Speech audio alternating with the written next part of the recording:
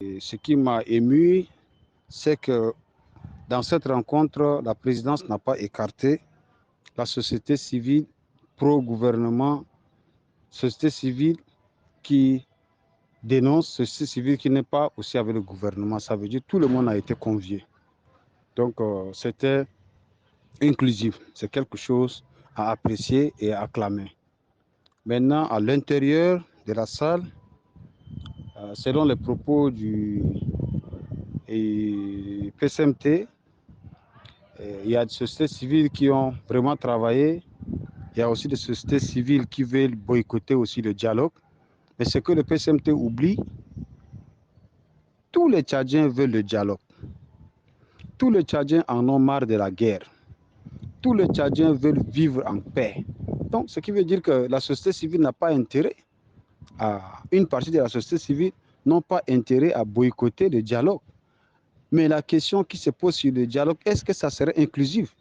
Si aujourd'hui, l'exemple qu'on a vu aujourd'hui à la présidence, c'est inclusif, ça rassure, ça donne confiance. Mais le jour J de dialogue, le 20 août, on ne sait pas comment est-ce que ça va se passer. Tantôt, on écoute dans la salle qu'il y a des quotas pour le dialogue. Et c'est les quotas qui amènent des soucis. Donc, la rencontre a été une réussite parce que tout le monde était là, parce qu'on a écouté le nom de tout le monde. Il n'y a pas eu de distinction, donc c'est à apprécier. Quelque chose qui est bon, il faut dire que c'est bon. C'est mon impression.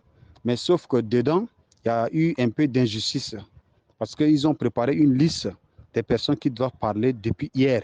Et nous autres, on n'était pas au courant. Donc, ils nous ont mis des personnes là, ils nous ont mis devant les faits. Donc, c'est comme si on est allé devant un plat qui est déjà préparé. Ils ne nous ont pas donné la chance de nous exprimer. Parce qu'ils ont, je ne sais pas, ils ont eu peur de quoi. Et nous n'avons pas tué quelqu'un pour aller à la présidence. Donc, de la même manière qu'ils nous ont conviés, qu'ils nous ont considérés, ils doivent aussi nous donner la parole afin qu'on dise des choses.